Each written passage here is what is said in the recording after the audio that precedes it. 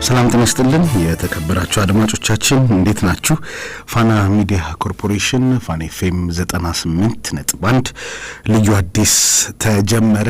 ስፖርት፣ ፊልም፣ ሙዚቃ፣ ፋሽን በዚህ ሰዓት ይነሳሉ። በማህበራዊ ጉዳይ ላይ አስተዋጽኦአቸው ላቅ ያለ ለመኖራችን አንድ እርምጃ እንድንራመድ እንደው ይኑሩ የምንላቸው ሰዎች አሉን አይደል? ምንም አያደርጉልን እነሱን ሰዎች እዚህ በእንግድነት እንጋብዛለን። በተለያየ ሙያ መስክ ደግሞ የራሳቸውን አሻራ ያሳረፉ ሀገራችን ኢትዮጵያን በተለያየ መድረክ የወከሉ ያስጠሩም ደግሞ በዚህ ሰዓት ይጋበዙበታል። መረጃም ሙዚቃም እያደረግን ከእናንተ ከአድማጮቻችን ጋር ቆይታን እያደረግን እንግዲህ ዘልቀናል። አብራችሁን ስለምትቆዩ እናመሰግናለን። ማክሰኞ ከ4 ተኩል እስከ 5 ተኩል፣ ረቡዕ ከ7 ሰዓት እስከ 8 ሰዓት ልዩ አዲስ ይደመጣል። ካሳሁን ተስፋዬ ነኝ። እስከ 8 ሰዓት ዛሬ ቆይታን እናደርጋለን። አሪፍ ዘፋኝ እንተዋወቃለን። አቤል ጂ ይሰኛል። የእሱንም ሙዚቃ እንጋብዛችኋለን። ዛሬ ግን ታላቅ እንግዳ እዚህ ስቱዲዮ በቀጥታ ስርጭት ከኛ ጋር ቆይታ ያደርጋል። ያው የኢትዮጵያ የቦክስ ስፖርት ምልክት ነው። ከ12 ዓመቱ አንስቶ በጀመረው የቦክስ ስፖርት የሀገሩን ባንዲራ በተለያዩ የዓለም ሀገራት ከፍ ብሎ እንዲታይም አድርጎበታል። ታታሪና አመለሸጋ ለመሆኑ በቅርቡ ያሉ ሰዎች ይመሰክራሉ። የኢትዮጵያ የመጀመሪያው የቦክስ ጂም ሌማመር ሲል ደግሞ ከፍቶ ለበርካታ ወጣቶች የስፖርት ማዘውተሪያ አድርጎታል። አሁን ላይም የኢትዮጵያ ብሔራዊ ቡድን ቦክሰኛ፣ የአዲስ አበባ ፖሊስ ቦክሰኛና ዋና አምበል ነው። አልፋ ፕራይም ትሬዲንግ ኃላፊነቱ የተወሰነ የግል ማህበር እንግዲህ የዛ ቦክስ ክፍል ደግሞ ማናጀር ነው። እንደውም ዋና ሳጅን ነው።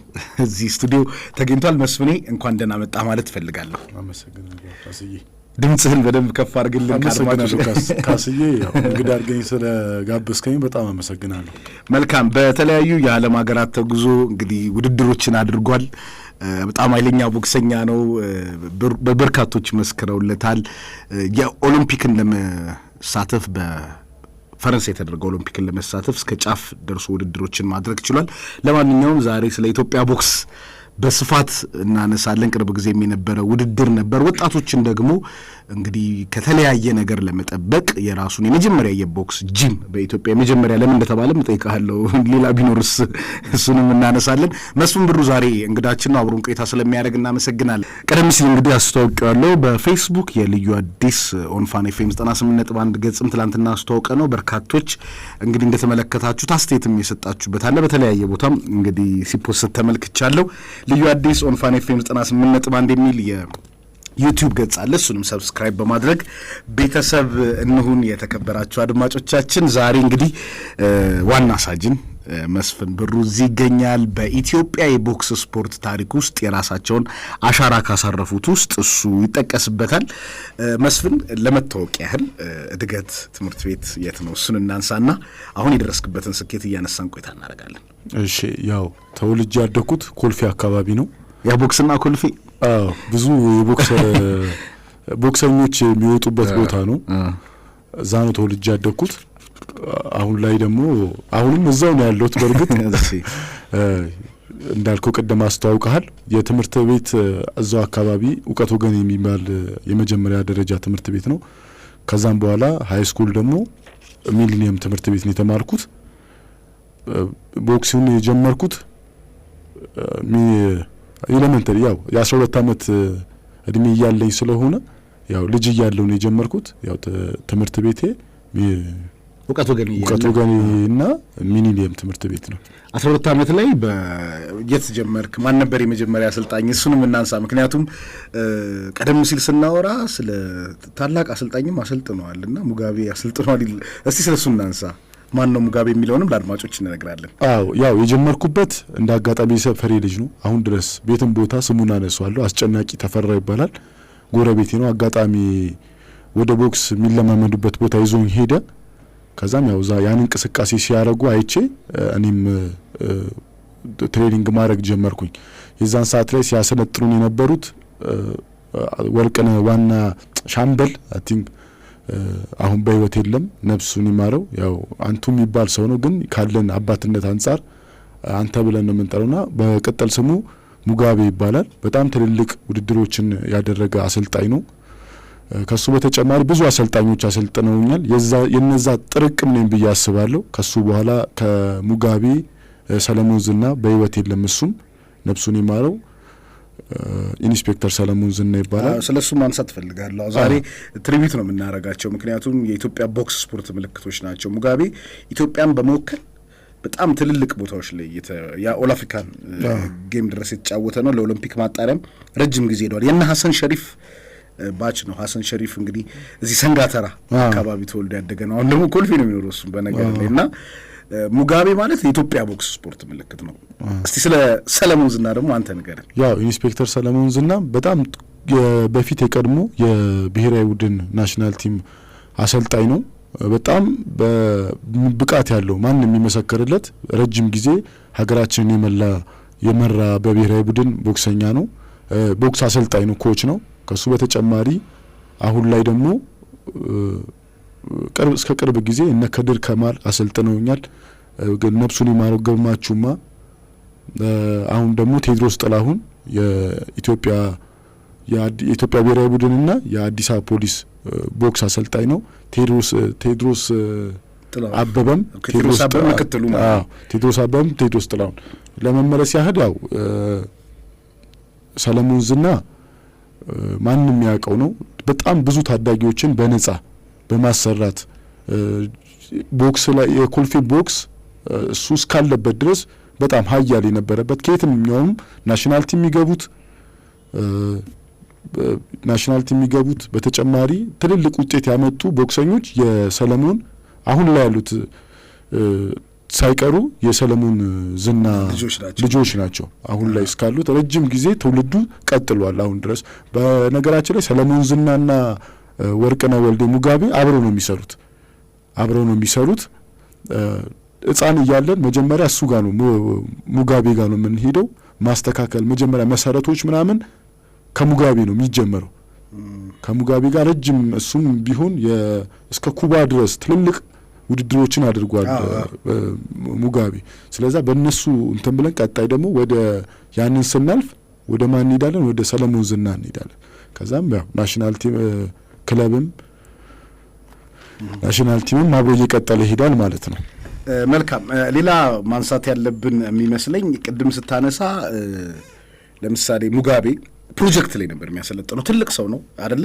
በእድሜም ገፋ ያለ ነው፣ እንደ ያንኛ ልጅ ሆነን ማለት ነው። እና ከድር ከማልን ግን ማመስገን ፈልጋለሁ። ከድር ከማል የሚገርም አሰልጣኝ ነው። እንደውም ብዙ የተነገረለት አይመስለኝም። አሁን በሀገር እንግሊዝ ነው የሚገኘው አይደለ? ከከድር ከማል ጋር የመስራት አጋጣሚ ነበር። ከድር ከማል የሌላ ከኔ ጋር ማለት የኔ ክለብ አሰልጣኝ አይደለም፣ ናሽናል ቲም ላይ ነው ያገኘሁት። ቴክኒካል ነገሮቹን ሲያሰነጥለን ነበር። ያው እላፊ ብዙ ጊዜ ባንቆይም እንደ ሌሎቹ አሰልጣኞች ግን ጥሩ አሰልጣኝ እንደሆነ መመስከር እፈልጋለሁ። በስብናም ደረጃ በጣም ትልቅ ስብና ያለው መመስገን ያለበት ሰው ስለሆነ በዚህ አጋጣሚ ከድር ማመስገን እንፈልጋለን። ባለበት ቦታም ደግሞ ሰላም እንዲሆን እንፈልጋለን። እንደውም ማንሳት ካለብን ግሩም ኤርሚያስ የሰራበት ፊልም ትዝ ካለ 400 ፍቅር እሱ ላይ አሰልጣኝ ሆኖ ሰርቶ ነበር። እሱንም ተመልክተነዋልና በዚሁ አጋጣሚ ለኢትዮጵያ ቦክስ ስፖርት ስለሰራው ነገር ከድር ከማልንም ማመስገን ያስፈልጋል። አሁን ስለ ቦክስ ስናነሳ ስለ ኢትዮጵያ ነው የምናነሳው። አሁን አንተ ኢትዮጵያ ቦክስ የሆኑ ምልክት ነው ያልንበትን ምክንያት እናነሳለን። ከዛ በኋላ ወደ ክለብ አመራ። ወዴት ክለብ አመራ? ያው እዛ ትልቅ እንዳልኩ ትልቅ ፕሮጀክት ነው። በሰዓቱ ከመቶ ምናምን በላይ ታዳጊዎች ነው እዛ 08 አዳራሽ ውስጥ የምንሰራው። ስንት ታዳጊ? ከመቶ እስከ 120 የሚደርስ ጊዜ አለ። ጥቅጥቅ ብሎ አዳራሹ ማለት ነው። ከዛ ተመርጠህ ነው የምትወጣው። እዛ ሲጀመር ወደ ክለብ ለመግባት ራሱ ውድድር ለማድረግ ራሱ በጣም ብዙ ቻሌንጆች አሉት። ያኛውን አልፈን ነው ወደ አዲስ አበባ ፖሊስ የገባ ነው። አዲስ አበባ ፖሊስ እስካሁን ድረስም የታዳጊ ማብቃት እንትኑ እስካሁን አልሞተም። ብዙ አይቸገርም። ምክንያቱም ኮልፌ ውስጥ የተሰራ ስራ ስላለ የዛ አካል ስለሆንን እኛ ወዲያው ወደ ክለብ ገባን። 18 ዓመቴ ላይ ነው አይ ቲንክ ወደ ክለብ የገባሁት። ሰው ዩኒቨርሲቲ በሚገባበት እድሜ ነው ተመሳሳይ ማለት ነው። አሁንም ትምህርቱ ላይ ያለ በስፖርት ሳይንስ፣ እሱም ወደ ኋላ እናነሳለን። እሺ ልክ አንተ ስትገባ የአዲስ አበባ ፖሊስ ቦክስ ቡድን ምን ይመስል ነበር? እኔ አሁን ስለ አዲስ አበባ ፖሊስ ቦክስ ቡድን አውቃለሁ። በጣም በቃ ትልልቅ ቦክሰኛ ከዛ ነው የሚወጣው። ኒያላም አለ፣ ሌላም ደግሞ አለ አይደል? እዚህ ኦሜድላም ሊኖር ይችላል። ግን የአዲስ አበባ ፖሊስ ቦክሰኛ ኮንክ ውጤታማ ትሆናለህ ይባል ነበር። እሱስ ምን ያህል እውነት ነው? በሰዓቱ በጣም የሚገርምህ ትልልቅ ቦክሰኞች ምንላቸው እነ ሲሳይ ሽብሩ እና አሁን ላይ ቴድሮስ ጥላሁን፣ መክበብ ከማል በጣም ብዙ ቦክሰኞች አሉና እኔ ላስታውስ ሌላ እሺ ናትናኤል ጌትነት አሜሪካ ያለው እና በጣም ብዙ ናቸው እንደዚህ ተጠቅ ሁሉም በጣም በቃ ላባቸውን ሲፈስን ትዝ ይለኛል። ልጅ ሆኜ ቁጭ ብለን እናያለን እና ስፓሪንግ ይደረጋል። ስፓሪንግ ማለት ያው ቦክስ ነው የሚያደርጉት። ስፓሪንግ አሁን ድረስ ነው አይረሳኝም። ውድድር ነው ይመስለው ውድድር ነው በቃ መደማማት አለ እልህ አለ በጣም በቃ ከሚገባው ግጭቶች ይኖራሉ ቦክስ ላይ እንደዚህ አይነት ነገሮች አሉ። አቡቲና ያሬድ ይባል ነበር አይደል? ሁለቱም ደግሞ ሲያደርጉ ስፓሪንግ ኃይለኛ ነው ይባል ነበር። ከትልቅ እስከ ትንሹ በጣም ከባድ ስፓሪንግ ያደርጋሉ። የሚገርምህ ከጨረሱ በኋላ አብረው ሻወር ወስደው እኛ በቃ ተጠበዛ እንትን ልጅ እያለንም ነው የሚለው አይ በቃ ይሄማ ጸብ ነው ይሄ ሌላ ነገር አለው እንጂ ስፖርት ነው ብለን አናስብም ነበር እና አብረው የሚበሉት አብረው ሲላፉ ደግሞ እናያቸዋለን እና እዛች ጋር የስፖርቱ የሚጠይቀውን ስነ ምግባር በደንብ ያደርጋሉ። ከዛም በኋላ እዚህ ጋር ደግሞ ያ ከስፖርቱ ውጪ ደግሞ ያላቸው ነገር በጣም ጥሩ ነው። ቲም ስፒሪታቸው ምናምን የነበራቸው ነገር በጣም ጠንካራ ነበር። ስለዚህ ያ ይመስለኛል ትሬኒንጉ ላይ ጠንካራ ስለሆኑ ከዛም በኋላ ባለው ነገር ደግሞ ፍቅር ስላላቸው በጣም ቆንጆ ውጤታማ የነበሩት ካያል ክለብ ነው። የመላው አፍሪካ ጨዋታዎች በዛ ጊዜ ኢትዮጵያ ነበር በአንደኝነት ተወጣ የነበረው። በእናንተ ጊዜም በቅርብ ጊዜ የአንደኝነት ደረጃን ይዛችሁ ወጣችኋል አይደለ? እሱንም ማንሳት የምንችል ይመስለኛል። የት ነበር ውድድር የነበረው? እዛ ላይ እኔ አልተሳተፍኩም፣ ግን ጋና ላይ ትልቅ ውጤት መጥቷል። እኔ አጋጣሚ ከጋና በፊት ሌላ ውድድር ስለነበረኝ ሌላ ውጭ ሀገር ሄጄ ነበር። ግን አፍሪካ ላይ ትልቅ ውጤት አሁንም በቅርብ እነ ተመስገን እነ ቤቴሌም የሚባሉ ቦክሰኞች ትልቅ ውጤት አምጥተዋሉ። መልካም እሱንም እናነሳለን። በተለያየ ሀገር የተወዳደርክበትንም ቦክስ እናነሳለን። ምናልባት አሁን ስናነሳ ቦክሱን ኮልፌ አካባቢ ብቻ መገደብ የለብንም። ፈረንሳይ አካባቢ ያላችሁ አድማጮቻችን ካላችሁም ለፈረንሳይ አካባቢ ልጆች በጣም በኢትዮጵያ ቦክስ ይታወቃሉ። ከአዲስ አበባ ደግሞ እንውጣ ካልን በተለይ ደግሞ ድሬዳዋ በዚህ በቦክስ ስፖርት የመጨረሻ የመናቃቃት ነገር ያለበት ቦታ እንደሆነ እናውቃለን። ሌሎች ቦታዎችም እንደዚሁ አሁን ወደ ደቡብ አካባቢ ቅርብ ጊዜ የተቋቋሙ ቡድኖች እንዳሉ አውቃለሁ። አሁን በአዲስ አበባ ደረጃም ኢቭን መቻል የቦክስ ቡድን ሊያቋቁም ኢትዮጵያ ቡና ስፖርት ክለብ የቦክስ ስፖርት ሊያቋቁም እየሄደበት ያለው ርቀት እናንተ ብዙ ዋጋ ስለከፈላችሁ የመጣ ይመስለኛል። መስፍን ምናልባት እስቲ እናንሳና ለአንተ በጣም የማትረሳው በዛ ጊዜ 18 ዓመት ላይ ሲል ወደ አዲስ አበባ ፖሊስ ከገባ በኋላ ካደረካቸው ውድድሮች እስቲ እናንሳ። በሰዓቱ በዛ ሰዓት ላይ እንደው የዛ ሰዓት እኔ ልጅ ነኝ። ባይገርምህ እዚህ ጋር ብዙ ሰው ማስተማር ይኖርበታል ብዬ አስባለሁና እኔ ክለብ ውስጥ ሰይድ ደሊል የሚባል አለ። ሰይድ ደሊል የሚባል ልጅ አለ እና ስፓሪንግ ላይ ጥሩ ነኝ ከሱ ጋር። ሰይድ ደሊል ማለት አዲስ ኢትዮጵያ ላይ ሻምፒዮን ነው፣ ብሔራዊ ቡድን ቦክሰኛ ነው በሰዓቱ። እኔ ታዳጊ እንደወጣው ብዙ ጊዜ ይቸገር ነበር፣ እኔም ለመምታት ምናምን ይቸገር ነበር። እግሬ ጥሩ ነው ምናምን እና በጣም ይቸገር ነበር። እግሬ ጥሩ ነው ስትል እንቅስቃሴዎችን ነገር የፉቱሩ ምን አይነት ስራዎች ይጠይቃል ቦክስ? እግር አለ፣ ያው ሳይኮሎጂም አለ ማለት ይሄ አእምሮህ የሚሰራው ስራዎች አሉ ምናምን። ጥሩ እንቅስቃሴ አረጋለሁ በሰዓቱ እና ብዙ ጊዜ አሁን ታዳጊዎች ላይ ልክ ሲኒየራቸውን በለጥኩ ብለው ሲያስቡ ሲኒየራቸውን ያለማክበር ነገር ምናምን ነበር። ግን እኔ ጋር የነበረው ነገር አሁን ድረስ በራሴ የምኮራበት ይሄ ልጅ እያሸነፋቸው፣ እኔ ግን እዛ ጋር ቤት ውስጥ ጥሩ ሆኜ ለአንድ ቀን ለአሰልጣኝ እኔ ልጫወት ብዬ አላውቅም። እዛ ኪሎ ላይ እንደምበልጠው አውቃለሁ እና ነበር እንደምትበልጠው ኢትዮጵያ ሻምፒዮን አውቀዋለሁ። እንደሚሆነ ለመንካት እኔን መምታት ይቸገራል በጣም።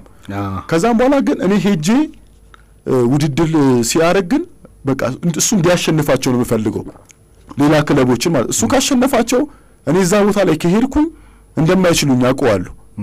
ስለዛ ሁሌ ሲያሸንፍ እኔ ደስ ይለኛል። ብዙ ጊዜ ግን ምናየው ልክ እሱ መብላጣችንን ስናቅ እኛንን መጫወት ያለብን ምን ከአሰልጣኝ ጋር ከምን ጋር ችግር ውስጥ እንገባለን እና በሆነ አጋጣሚ እሱ ለውድድር ውጭ ሀገር ሄደ። ከዛ በኋላ እዛ ቦታ ላይ እኔ ገባው። በቀላል ሁኔታ ነው ሁሉንም ያሸነፍኳቸው እና ምንም ጥርጥርም አልነበረኝም። ያለመሆኑ ምክንያቱ ምንድነው? በጣም ዲሲፕሊን ነው ይባላል። ምንድነው ምክንያቱ? እድል ሰጠው ነው ለሱ የሱ ማሸነፍ። ያንተንስ የስራ ባህል ብትነግረን። ለምሳሌ ከትሬዲንግ ውጪ በጣም ብዙ ጊዜ ትሬዲንግ ትሰራለህ ይባላል። በተለይ አሁን በተለያዩ ማህበራዊ ድረገጾች ቲክቶክ ላይም ብዙ ተከታይ ያለህና በረዶ ውስጥ ሁሉ ስትገባ ምናምን ቪዲዮች ያለውና በጣም ቻሌንጅ የሚያደርጉ ትሬዲንጎችን ትሰራለህ። እሱ ከየት መጣ? ከበፊት የነበረ ነው? አዎ በቃ እዛ ቤት ውስጥ አዲስ አበባ ፖሊስ ላይ በጣም ጠንካራ ቦክሰኞች አሉ። እነሱን እያየሁ ነው ያደግኩት። እዛ ቤት ውስጥ ላይ አፈር ላይ ሲንከባለሉ ነው ማያቸው። ግን ሁሉ ጊዜም ሪንግ ሜዳ ላይ ወርቅ ሲበሉ ነው ማያቸው እና በዛ ያ ነገር እንደሚመጣ አውቃለሁ። ስለዚህ በፍጹም እኔ ስራዬ ላይ ቀልድ አላውቅም። በተቻለኝ አቅም ትሬኒንግን ከምንም ጋር አላወዳድረውም። ሁሌም ትሬኒንግ ማድረግ እፈልጋለሁ። ሲጀመር ትሬኒንግ ካላረኩ ውስጥ የሆነ ነገር የረሳው ነው የሚመስለው፣ የጎደለ ይመስለኛል። ስለዛ ቀን ከሌሊት ትሬኒንግን አክብሬ ይሰራለሁ። ያለምንም ተጽዕኖም እንደዚህ ምክንያት አልፈጥርም። በቃ መስራት አለብኝ ብዬ ስለማመን ዴይሊ ያንን ነገር አደርገዋለሁ። መልካም እንግዲህ አሁን በጣም በርካታ ወጣቶች እንግዲህ እያሰለጠንክ ነው፣ ደግሞ አሁን አሰልጣኝም ሆናል። በነገራችን ላይ አድማጮች አሁን ደግሞ ተወዳዳሪም ነው። የኢትዮጵያ ብሔራዊ ቡድን ቦክሰኛ ነው፣ የአዲስ አበባ ፖሊስ ቦክሰኛም ነው። አንድ ጨዋታ ላስታውስ፣ በፈረስ የመጣውን ቦክስ ተመልክተሃል እንዴ? አዎ በእውነት እሱን ነገር ንገረን እስቲ፣ አድማጮችን ቢያውቁት ደስ። ከፈረንሳይ ነው በፈረስ የመጣው ማን ነው? እስቲ እሱ ጨዋታ ምንድን ነው? ታዲያ ለወንድሙ ነው። ያኛ ልጅኖች ነበርን፣ እነሱን እያየን ያደግነው። ከኮልፌ ደግሞ እዚህ ወደ መሳለሚያ ያህል በረንዳ አካባቢ ደግሞ የአዲስ አበባ ፖሊስ ቦክሰኛ ካቢላ ስሙ ዝነኛ ነበሩ። ስሙ ዝነኛ ነው። አዎ እና ታዲያለም ዝነኛ ነው። አዎሽ እና ያን ውድድር አድርገው የነበረው ሽኩቻ አይተሃል። በፈረስ የመጣው እንዴት ያው ለውድድሩ ግሬስ ለመስጠት ይመስለኛል የሆነ በፈረስ መጣ እንግዲህ ከዛ ሲመለስ ያው ደግሞ ቦክስ ነው ይሄ የሚፈጠር ነገር ነው። ብዙም እኔ እንትን በፈረስ መምጣቱ ምኑ ይሄ በራስ መተማመን ያሳዝናል። እንደው ለጨዋታው ነው እንጂ ቢያሸንፍማ በጣም በራስ መተማመኑ በጣም እናደርግ ይሁን ነበርና በፈረስ መጥቶ በዛ ተመለሰ። እሷ እናነሳለን። ፕሌን ውስጥም ምግብ በልቶ ኪሎ ስለጨመረውም ነገር እናነሳለን። አንዳንዶቹ እንግዲህ የእናንተ ስፖርት በጣም ቻሌንጂንግ መሆኑን ማንሳት እፈልጋለሁ። አድማጮች የኢትዮጵያ ቦክስ በሕክምናው በሳይንሱ የተደገፈ ነው ማለት ይከብደኛል። ለዛም ይመስለኛል በጣም የሚያሳዝን ታሪክ ያሳለፉ ድሮ የምናደንቃቸው ቦክሰኞች መንገድ ላይ እያየናቸው ያለው ይህ ልክ አይደለም እና ከሳይንስ ከትምህርት ጋርስ ምን ይላል? አንተም ደግሞ አሁን እየተማርክ ነው አይደል? 4ኛ ዓመት ላይ ደርሰሃል። ኮተቤ ዩኒቨርሲቲ የ4ኛ ዓመት ተማሪ ነኝ። ከእግዚአብሔር ጋር በዚህ ዓመት እንመረቃለሁ። መልካም። ስለዚህ ስለሱ እናነሳለን። ቆይታችን ይቀጥላል። መልእክት እናደምጥና ተመልሰን እንገናኛለን። ዋና ሳጅን መስፍን ብሩ እዚህ ይገኛል። ስለ ኢትዮጵያ ቦክስ ነው የምናወራው ዛሬ። ሌማመር ደግሞ የእሱ ጂም ነው፣ የመጀመሪያው የቦክስ ጂም ተብሏል። እንግዲህ የተለያዩ የቴሌቪዥንም የዩቲዩብም ፕሮግራሞች እየሄዱ እየተቀረጹበት ነው። ቦክስ የሚፈልገውን ነገር የሚያሟላ ቦታ ነው። ትልልቅ አርቲስቶችም እየመጡ እዛ እየሰሩ ነው የሚገኙት። ወደ 8 አሰልጣኞች በኢትዮጵያ የቦክስ ታሪክ ውስጥ ትልልቅ ቦታ ያላቸው ሰዎች እዛ መጥተው እንደሚያሰለጥኑም ሰምቻለሁ። እነማን ናቸው እያልን እናነሳለን። መስፍን ከሀገር ውስጥ ከውጭ ያደረካቸውን ውድድሮችም እያነሳን ቆይታ እናደርጋለን። ቻሌንጅ ያደረገንም ደግሞ ያ ኪሎ በጣም የምትቀንስባቸውን ምክንያቶች እናነሳለን።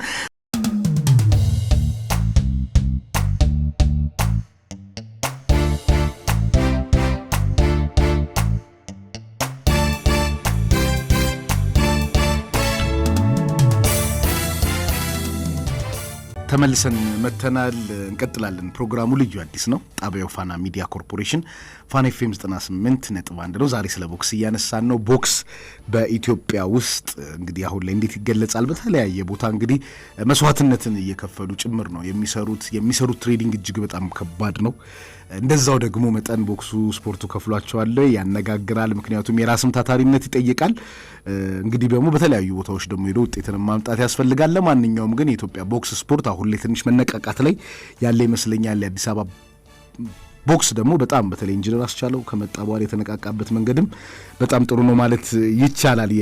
የአዲስ አበባ ቦክስ ፌዴሬሽን ፕሬዚዳንት ናቸው። ከዛ ደግሞ የኢትዮጵያ ቦክስ ፌዴሬሽን ፕሬዚዳንት ደግሞ አቶ እያሱ የአፍሪካ ቦክስ ፌዴሬሽንም ደግሞ ፕሬዚዳንት ስለሆነ ያለው መነቃቃት አሪፍ ነው። መስፍን ደግሞ የኢትዮጵያ ቦክስ ያሁኑ ምልክት ከሆኑት ውስጥ አንዱ ነው። መስፍኔ ምን ያህል ውድድር አድርጋለህ በሀገር ውስጥና በውጭ? አጠቃላይ ስናያቸው ከ150 በላይ ውድድሮች አድርጌያለሁ። በጣም ብዙ ነው። በጣም ብዙ ነው። እስቲ ለምሳሌ ከምታስታውሳቸው ደግሞ ማይረሱ የቦክስ አጋጣሚዎች እናስታውስ በውድድር። ያው ማይረሱ ከውጪ ስጀምር ከውጪ ከአንድ ከኡጋንዳ ቦክሰኛ ጋር ደርሶኝ ነበርና የት ነበር? ሴኔጋል ማጣሪያ ነውና በጣም ሂዩጅ እኔ አላወቅኩትም፣ አልተገናኘንም፣ ኪሎ ላይ ተመዝነን ምናምን እኔ ሌላ ኪሎ ነው ይመስለኝ እና በጣም ፈርጣማ ነው፣ ትልቅ ነው እሱ። ከዛም ያን ውድድር አረሰውም ማለት የተቋቋምኩበት መንገድ ይገርመኛል ለኔ ራሱ። ምን ያህል ዙር ሄድክ? ሙሉ ዙር ነው ይጨርስ ነው። እሺ ግን ያን ዙር ውጤት አጥቼበታለሁ እና በጣም ትልቅ ነው ልጁ፣ በጣም ትልቅ ነው። ሲወጣ ነው ያየሁት እሱ እና ግን ትሬኒንግ ላይ በጣም ማታ ላይ ምናምን እሰራለሁ። እንትን ውስጥም ቤቱ ምንድነው ዶርም ውስጥም ብረቶች ምናምን የጥንካሬ ስራዎች እሰራ ነበርና ገና እንደገባው የመታኝ ገና በቃ የሆነ ከሱ አንፃር ትልቅ ነው እሱ ከኔ አንፃር እና የመታኝ ምት በቃ እኔ አሁን ድረስ በቃ ጥፍሬን ይነዘረኝ በቃ ሰሰራ ስለነበር ግን ያ ስራ ነው እንጂ ያልክ ነበር ብዬ አስባለሁ። እና ምድር ሰማይ ነው። ምድር ሰማይ ነው። 3 ዙር ነው ገና እንደገባው ባንዴ ሊጨርሰኝ ይፈልገው። ከዛም በቃ ግጥም ያረጋኛል። በቃ ያለሁበት ራሱ ጠፋኝ። ከዛ እንደምን የሚጀው አቀፍኩትና ስለቀው ምናምን በቃ ሪከቨር አረኩኝ። ያው የራሴን ቴክኒክ መጫወት ልጁ ጉልበተኛ ስለሆነ የነጥብ ዱላዎችን መጫወት ጀመርኩና ያ እንትን አይረሳኝም። መልካም የሀገር ውስጡን እናነሳዋለን። ሄሎ ጤና ይስጥልን። አንድ ሰው ሊያዋራ ይፈልጋል። ሄሎ እንዴት ነህ? እግዚአብሔር ይመስገን። ዳንኤል በቀጥታ መስመራችን ገብቷል። ዳንኤል ከመስፍን ብሩ ጋር ቆይታን እያደረግን ነው። የተከበራችሁ አድማጮቻችን በኢትዮጵያ ቦክስ ውስጥ ትልቅ ስም ትልቅ ውጤት አጫወቱ ሁሉም ቀልብ የሚስብ በትንሿ ስቴዲየም ውስጥ ዳንኤል ሲጫወት ማየት በጣም ደስ ይላል። አሁን ላይ ኢንስትራክተር ነው። በሌማመር ከ8ቱ አሰልጣኞች አንዱ ነው። በተለያየ ቦታ አብነት፣ ኮልፌ የተለያየ ቦታ እየሄደም ደግሞ ልምዱን ያካፍላል። በጣም የምናደንቀው የምንወደው ቦክሰኛ ነው። የኢትዮጵያ የቦክስ ስፖርት ምልክት ነው። ዳኒ እንዴት ነህ? እግዚአብሔር ይመስገን። በጣም አመሰግናለሁ። ያሉ ክብር እንዴ ሪንግ ላይ ለአንተን ላይ እንዴት መስፍን ምን አይነት ቦክሰኛ ነው ዳኒ? ጠንካራ ነው። በጣም ታታሪ ሰራተኛ ነው። በቅርቡ የተከበራችሁ አድማጮቻችን ስካይላይት ሆቴል አይ ቲንክ አይደለ የተደረገው ሚሊኒየም አዳራሽ ነበር። ሚሊኒየም አዳራሽ ስካይላይትም ተወዳድሯል። እዛ ነው ሶሪ ሌላ ውድድር ነበር መሰለኝ። የሚሊኒየም አዳራሹን የ1 ሚሊዮን ውድድር እንግዲህ ያሸነፈው በበላይነት አሁን በቀጥታ የስልክ መስመራችን የሚገኘው ዳንኤል ነው። ዳኒ ስለ መስፍን ዛሬ እንግዳችን ስለ አንተ እንግዲህ ወደፊት በተለያዩ ፕሮግራሞች ቆይታ የምናደርግ ይሆናል። መስፍን ምን አይነት ቦክሰኛ ነው? አሁን ላይስ እየከፈለ ያለው መስዋዕትነት እንዴት ይገለጻል የሚለውን እናንሳ። ኦኬ መስፍን በጣም ታታሪ ቦክሰኛ ነችና ያው ትንሽም ስለሆነ ነው አንቺ የምንላት ከድሩ ግን ያው በስሙ ትልቅ ቦክሰኛ ነው። የብዙ ማለት ልንማርበት የምንችለው የእግር ችሎታ ያለው ተጫዋች ነው። ብዙ ነገሮችን ወደ እግሩ ዲፌንስ አድርጎ የሚጫወት ጠንካራ እና ታታሪ ስፖርተኛ ቦክሰኛ ነች መስፍን ከልጅነት ጀምራ። ሌማመር ምናልባት በእናንተ ጊዜ እንግዲህ የቦክስ ስፖርት ላይ መስራት ረጅም ርቀት እየተጓዛችሁ ነው የምትሰሩት አይደል ዳኒ? በአዲስ አበባ ፖሊስ ቦክስ ነበረ ዳንኤል የሚለው የሰለሞንና አሰልጣኙ ነበርና ረጅም ቦታ መጓዝ ይጠይቃል። ከዛ ደግሞ ትሬዲንጉ አድካሚ ነው። ከዛ በኋላ ደግሞ ውድድር ካለ ኪሎ መጠበቅም አለ ምንም አለና አሁን የሌማመር መከፈት ወጣቱን ምን ያህል ከሱስም ከተለያየ ነገር ሊጠብቀው ይችላል ብለህ ታስባለህ?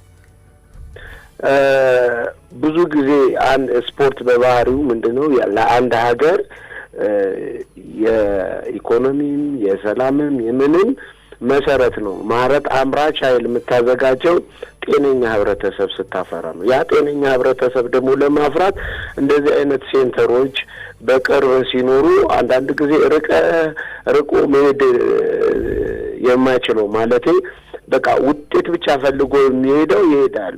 ያን ደግሞ የሚሰለቸው ሰው ደግሞ በቅርቡ ሲያገኝ ቅርቡ ያለውን እየሰራ ለሀገርም ተስፋ የሚሆንበት ከሱስም ከጎጠኝነትም ከምንም ነፃ የሚያደርግበት የስፖርት ሴንተር አጠገቡ መኖሩ ትልቅ አስተዋጽኦ አለው። ይሄ እንደ ጀነራል ነው። ግን ሌማመር ደግሞ ስናየው ሌማመር ማቴሪያሎች ማለት በተለይ በስፖርትን ለመስራት አሰልጣኝ እንዳለ ሆኖ ያለ አሰልጣኝም ልትሰራበት የምትችለው ጂም አይነት ነውና ገብተህ ሪንግ አለው፣ ሳውኮች አሉት፣ መሬት ላይ የተለጠፉልህ ነገሮች አሉ። እነሱን እየተጠቀምክ ልትሰራባቸው የምትችለው ቆንጅዬ ቦታ ነችና ይሄ ለህብረተሰቡ በጣም በጣም አሪፍ ነው ብዬ አስባለሁ።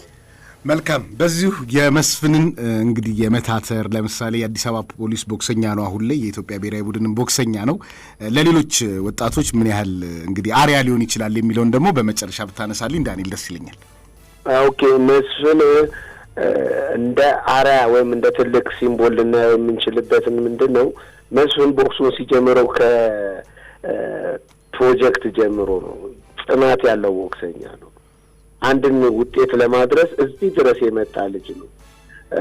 በብዙ መድረኮችም የተፈተነ ልጅ ነው እና በጣም ጠንካራ ሲምቦል የሚሆን ልጅ ነው እና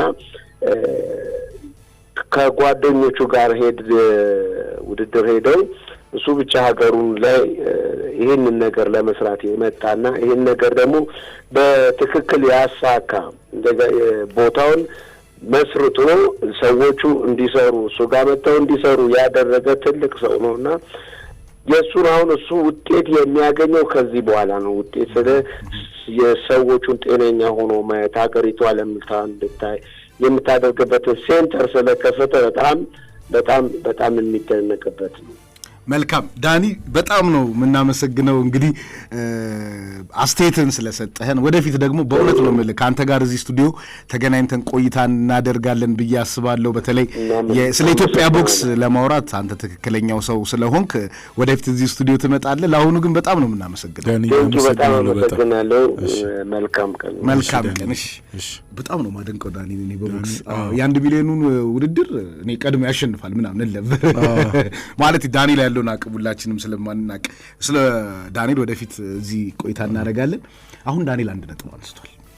ቅርብ ጊዜ ጣሊያን ሀገር ይመስለኛል ለፈረንሳዩ ኦሎምፒክ ውድድር ሄዳችሁ ወደ 8 ቦክሰኛ አይ ቲንክ ሊሆን ይችላል።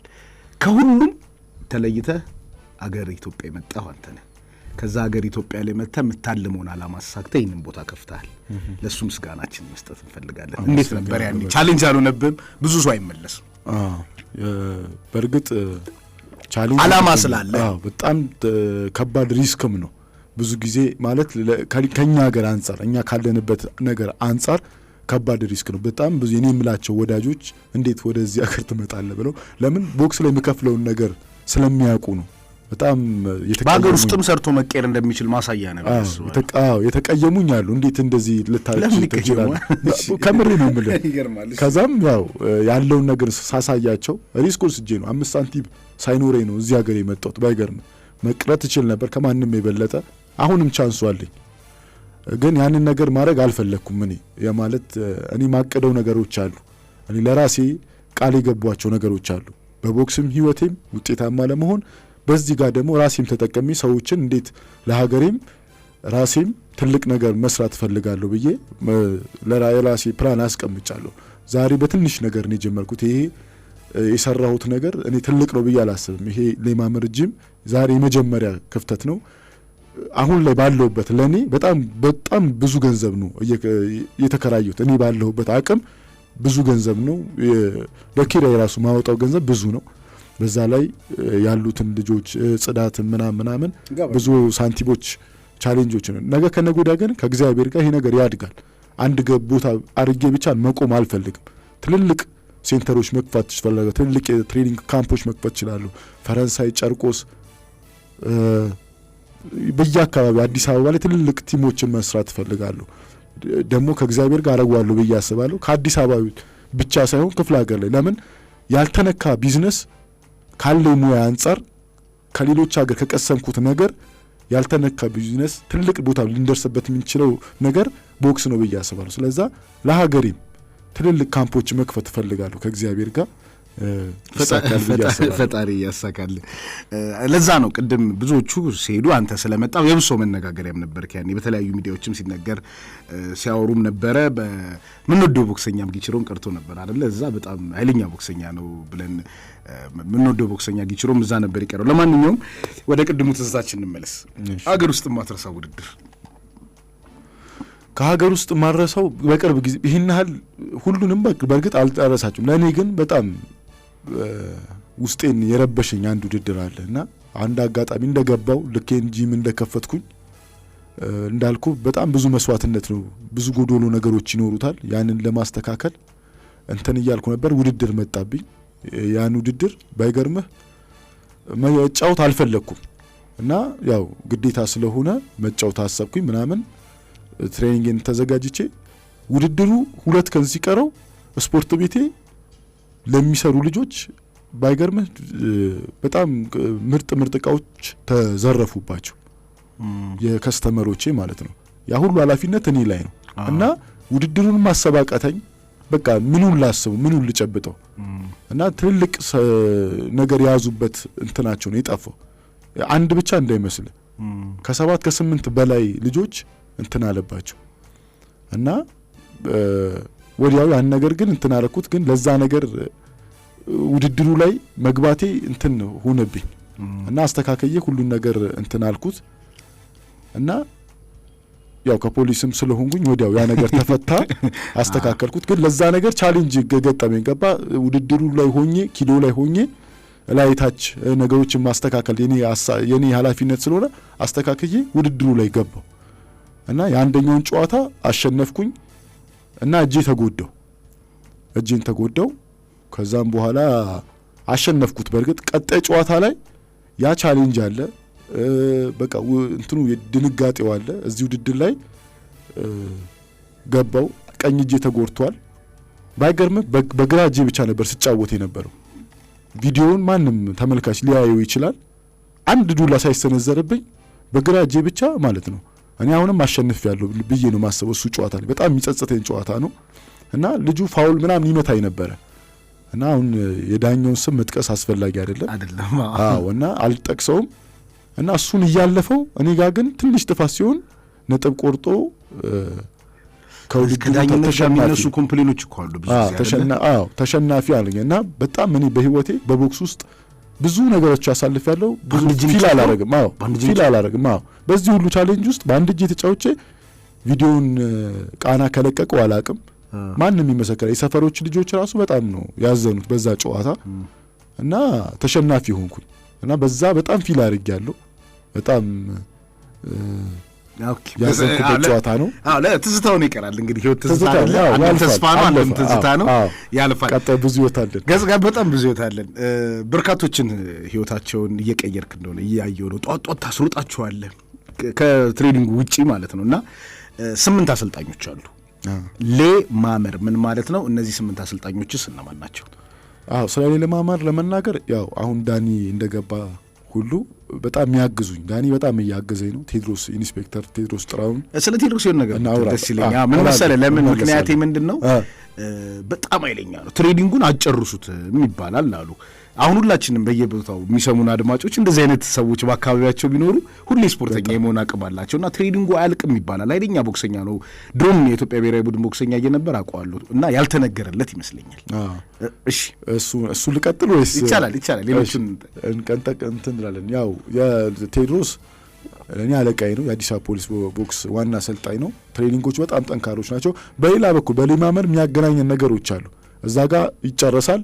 እዚህ ጋር ደግሞ ስራ ላይ ደግሞ ስራ ነው። ከማንም ጋር እንትን የለውም። በስራ የሚያምን ሰው ነው። አሁንም ብዙ ለብሔራዊ ቡድን ይጠቅማል ብዬ ማስብ ሰው ነኝ በእርግጠኝነት። እኔ አሰልጣኝ ብቻ ስለሆነ ሳይሆን ሌሎችም ክለቦች የሚመሰክሩለት ነውና በጣም ጠንካራ አሰልጣኝ ነው ቴድሮስ ጥላሁን። ያው ስላነሳውት ያው እንትናም ቢሆን ዳኒም ቢሆን ኢንስትራክተር ዳንኤል ማንም የሚመሰክርለት ኮቾች ናቸውና እኔ በደንብ እያገዙኝ ነው። ሌላ በተጨማሪ ብዙ አሰልጣኞች አሉ እኔ ጋር እና ሁሉም መጥተው ቢሰሩ ደስ ይለኛል። መልካም። ሌማመር ምን ማለት ነው?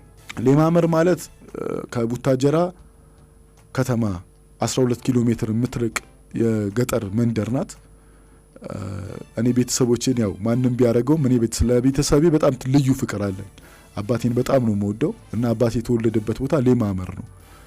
ብዙ ጊዜ ሰው የውጭ ስም ነው የሚመስላቸው፣ ግን የአገረኛ ስም ነው። ለምለም ቦታ ነው። በጣም ማህበረሰቡን እኔ ከ3 ቀን ከ4 ቀን በላይ አላየዋቸውም። እኔ አዲስ አበባ ልጅ ነኝ፣ ግን ሄጄ ባየሁት ነገር በጣም የሚያስቀኑ በሃይማኖት በማህበረሰብ ደረጃ በጣም የሚገርሙ ሰዎች ያሉበት ቦታ ነው። አካባቢው ላይ የሌማመር ሰዎች አይዋሹም። ባይገርም በጣም ታታሪ ሰራተኞች ናቸው።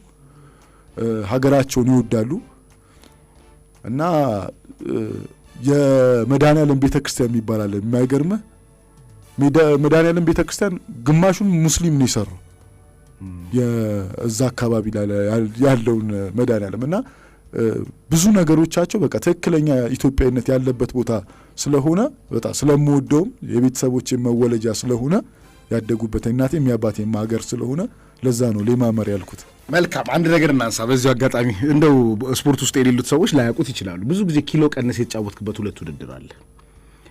በሱም ግዙፍ ነህ፣ ረጅም ነህ ምናምን፣ በተለይ እግር ላይ ጣል የምታደርገው ነገር አለ ምናምን በጣም ያምራል። እኔም ውድድሮችን ተመልክቻለሁና እንደው ሳይበሉ ኪሎ ቀንሶ ውድድር አስበዋል። በዛ ላይ ደግሞ ቻሌንጅ አለው። እኛ ሀገር እንደውም ሰው ዝር ስለሆነ ነው። ሌላ ዓለም ላይ ከወገብ በላይ ተጫውተሃል እንዴ? በራውቱ ሳሚ ፕሮፌሽናል ተጫውተሃል። መልካም። ስለዚህ እነዛ ውድድሮች ከአንተ ውድድር ጋር የአብርሃም ስም ይነሳል። አብርሃም አይ ቲንክ ፈረንሳይ ነው አካባቢው፣ የት ሰፈር እንደሆነ እኔ እንጃ።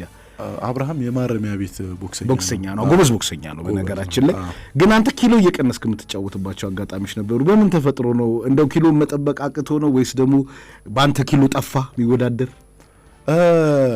እዛ ኪሎ ላይ ለሄድ የቻልኩበት ስንት ኪሎ ነው? 63.5 ኪሎ ነው። አንተ ስንት ነበር? እኔ 69 ኪሎ ነው የምጫወተው፣ ላይ ኪሎ ነው የምጫወተው እና ከኦሎምፒክ ላይ ያ ኪሎ ወጣ እና ከፍ ከምል ዝቅ ማለቱን መርጬ ባይገርም ከ14-15 ኪሎ ነው እዛ ጋር ቀንሼ የገባሁት እና በዚህ አጋጣሚ ብዙ ሰዎች አሸንፈዋል ምናምን ይሉኛልና በእርግጥ ያ ጨዋታ ወዲያው ተቀልብሶ እኔም አሸንፌያለሁ። ግን ተፎካካሪ ይሄን እንደ ስራ ነው ማውራ፣ እንደ ስራ ተፎካካሪ፣ ጠንካራ ተፎካካሪ ነህ ይሉኛል። አንተም ብለኛል ስቱዲዮ ከመግባታችን። ግን እንደኔ አንብራ ምንን የሚመጥን ቦክሰኛ አይደለም። ጎበዝ ነው፣ አደንቀዋለሁ፣ ጓደኛዬ ነው። ግን ከኔ ጋር ክላስ የሚያደርግ አይደለም። አጋጣሚ እዛ ሰዓት ላይ የተፈጠረ ነገር ተፈጥሮ እንጂ ወላ እዛ ጨዋታ ላይ ወዘርና ፋኪው አይነት አስተያየት ነው።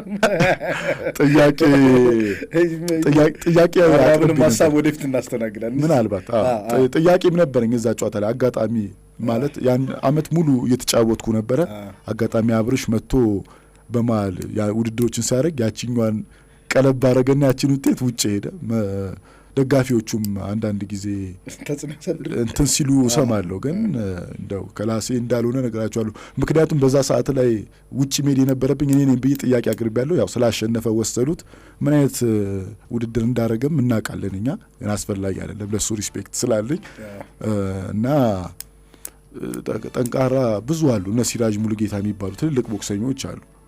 ከነሱ አንጻር ነው የኔ እንትን እንጂ ከአብርሽ ጋር ወዲያውን ያሸነፍኩት ይህን ዓለም ከሱ ጥያቄ ውስጥ የሚገባ ሰው አይደለም ብዬ አስባለሁ። አዎ ያው የምናነሳቸው እንግዲህ እንደዚህ አይነት ነገሮችን የምናነሳቸው ጥሩ ነው የነበሩ የህይወት አጋጣሚዎች ስለሆኑ። በጣም የምታደንቀው ቦክሰኛ ማለት ነው ከሀገር ውስጥና ከውጭ? ከውጭ ሜይዌዘር አይዲዮሎጂ ፕሪንሲፕል የሱ አድናቂ ብዙ ነገሩን ይከተላታል። ተሸንፎ አያውቅም። ተሸንፎ አያውቅም። በጣም ገንዘብ ላይ የሚሰራው ስራ ጥሩ ነው። ጎበዝ ቦክሰኛ ነው። ከሪንግ ውስጥ ያለውን ማለት ነው። ከኢትዮጵያ ረጅም ጊዜ እኔ የኢትዮጵያ ቦክሰኛ እንትን አላልኩም እስካሁን። እኔን የሚማርከኝ እንትን ማለት ሁሉንም መወዳቸዋለሁ፣ ግን አርአያ ብዬ ማለት በጣም የምወድለት ተጫዋች እስከ ቅርብ ጊዜ እንትን አልልም ነበር። አሁን ግን ፍቅረ ማርያም ያደሳ ውጭ ከሄደ በኋላ ብዙ ነገሮችን አይጀመር እና በጣም የሚገርም ኩያናቸው ያንሳል። በጣም የሚገርም ቦክሰኛ ማለት ነው። ከድር ከማል ራሱ ስለሱ ሲያወራ ሰምቼ ኃይለኛ ነው እሱ። ፍቅረ ማርያም በጣም ጎበዝ ቦክሰኛ ነው። እውነት ነው። እኔ አሁን ሀገራችን ሉዝ አድርጓለች ብዬ አምናለሁ። በጣም እውነት ለማውራት በጣም ኦሎምፒክ መሳተፍ ነበረበት። በእርግጥ እነሱ ላይ እኔ የምፈርድ ሰው አይደለሁም። ለምን ስለማውቀው ቻሌንጅ እሱን እንተውና እንደው ከረጅም ጊዜ በኋላ ኢትዮጵያ ያየችው ኃይለኛ ቦክሰኛ እሱ ይመስለኛል። በጣም አሁንም ገርሞኛል ስለመሰከረ አሁን እዛም በጣም ማከብሮ ማደንቆ ቦክሰኛ ነው እየሰራ ነው። እዛም እያዩት ነው። ማደንቆ ቦክሰኛ ፍቅረ ማርያም ያደሳ ነው። የሚገርም ነው። በጣም የሚገርም ነው። ቴክኒኩ ምናምን ሁሉ ነገሩ ይገርማል። የኢትዮጵያ ቦክስ ስፖርት ብዙ ፕሮሞት አልተደረገም ይላሉ ሰዎች። ግን ካዞ ቲዩብ የሚባል ደግሞ አንድ ሰው አለ። ስለ እሱ አስተያየት ስጠን። የኢትዮጵያ ቦክስ ላይ ያደረገው አስተዋጽኦ እንዴት ይገለጻል? ካዞ ቲዩብ የራሱ ሚዲያ ነው። ከከፈተ በኋላ በአንድ ስልክ መላ ዓለምን ማነጋገር ይችላል። በተለይ የኢትዮጵያ ቦክስ ላይ የነበሩ ሰዎች እንዳለ ተሰብስበው ሰዎችንም እየረዱ ነው። ለምሳሌ ሞ ቦክሲንግ በቅርብ ጊዜ መጥቶ በተለያየ የአዲስ አበባ ሰፈር ያደረገውን ነገር ተመልክቻለሁ እና ይሄ እሱ ውጤት ነው እና ብዙ ክሬዲት አልሰጡትም። ለምንድን ነው ብዬ ስለማስብ ነው። ክሬዲት መሰጠት የሚያስፈልገው ስራ ነው። ካዞ ቲዩብ ማንም ሳያቅ የቦክስን ይውጣል። እንኳን ቦክስ ውስጥ ያለ ሰው ችግር የለው፣ ከቦክስ ውጭ ያሉ ሰዎች ራሱ ቦክስ እንዲፈልጉ ያድርጓሉ። እኔ ምልክት ያየነው በሱ ነው። ማንም የሚመሰክርለት ነገር ነው። ስለዛ ይሄኛውን እኔ እንደ ቦክሰኛ እንትን ምለው ፌዴሬሽንም ቢሆን አዲስ አበባም ኢትዮጵያም ፌዴሬሽን ወይ ባለሀብቶች የራሱ ስቱዲዮ የሆነ ነገር ቢኖሩት በጣም ትልቅ ጋዜጠኛ መሆን የሚችል የቦክሲንግ ለም ተጫውቶ ስላለፈ ብዙ ነገሮችን ማድረግ ይችላል ብዬ አስባለሁ። ስለዛ ካዞ ቲዩብን ያው በግለሰብ ደረጃ እኔ በደንብ ስለማቀው ካዞን ብትደግፉት ጥሩ ነገር ይፈጠራል ብዬ አስባለሁ። የኢትዮጵያን ቦክስ በደንብ ነው የሚያውቃት፣ ያስተዋውቃል በደንብ። መልካም እንግዲህ አወራን፣ ተጫወትን፣ ስለ ኢትዮጵያ ቦክስ አነሳን። አንድ ነገር ግን ማንሳት አለብን። አሁን ደግሞ ራስን በትምህርት እየደገፍክ ደግሞ እየመጣ ነው የምትገኘው። የቦክስ በኢትዮጵያ ከሕክምናና ከሳይንስ አንጻር ያለበት ደረጃ ገና ነው ባይ ነኝ። ቅርብ ጊዜ የተጎዳችሁ ስሟ ጠፋኝ፣ ቤተልሔም አሁን እሷ ማየት ይቻላል። እሷን ለማሳከም የሄድንበት ርቀት በጣም ዘግይተን ነበር። እንዴት ነው ራስን ከትምህርት ጋር ለማዳበር የሄድክበት ርቀት ምን ይመስላል? አዎ አንዳንድ ጊዜ ቦክስን እንደ እንትን የሚታይበት ነገር አለ። ምክንያቱም ብዙ ቦክሰኞች ቦክስና ቦክስን ብቻ ነው የሚዘን የምንሄደው። በመሀል ደግሞ ቦክሶች ላይ እንደዚህ አይነት ጉዳቶች ሊፈጠሩ ይችላሉ እና ያን ሊደግፍ የሚችል ነገር ያስፈልገናል። ምንለፈውን ያህል የቦክስ ስፖርት እየከፈልን አይደለም። ስለዛ ባለን አቅም በተቻለ አቅም ቦክሰኞችም ወይ በትምህርት ወይ በፋይናንሻል እነሱን ሊጠቀሙበት የሚችሉ ነገ ከነጎዲያ እንዳይጎዱም ከቦክሱ ሲወጡ ጭልምልም ይልባቸዋል አንዳንድ ጊዜ። ስለዛ ያ ነገር እንዳይፈጠር ራሳቸውን ማብቃት አለባቸው። ስለዛ ያ እኔ ያለበትንም ነገር በትምህርት በደገፍ ትክክለኛ በጣም ጥሩ ነው። ስለዚህ ለዛ ነው እየተማርክ ያለው። ዘንድሮ የምትመረቀው? እንግዲህ የምርቃት ጊዜ ኮንግራቹሌሽንስ እንላለን። ተመልሰን ስንመጣ የመጨረሻ ሀሳባችንን የምናነሳ ይሆናል።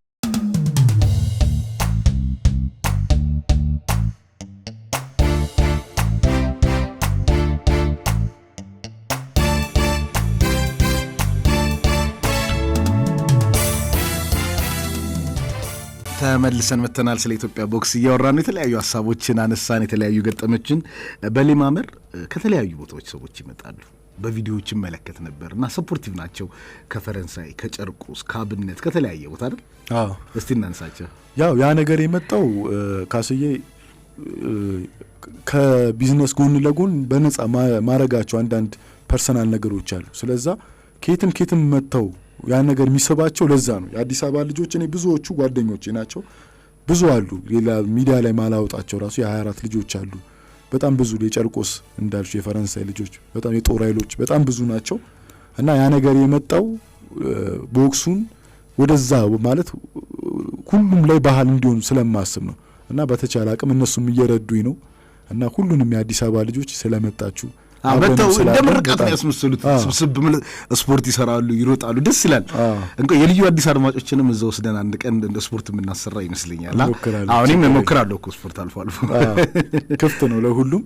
ሁሌም ስለምትመጡ ሁላችሁንም አመሰግናለሁ ማለት እፈልጋለሁ። በመጨረሻ ጨረስን የዛሬ ቆይታችንን በቦክስ ስፖርት ውስጥ ደግሞ ከዚህ በኋላ በጣም ውጤት አምጥተህ ደግሞ እንድናወራ እፈልጋለሁ። ለኢትዮጵያም ደግሞ ውጤት አምጥታችሁ በኢትዮጵያ ቦክስ ታሪክ ውስጥ ደግሞ የተለየ መልክ ብንመለከት ደስ ይለኛል። በመጨረሻ የምታመሰግነው ካለ ደግሞ እድል ሰጥ።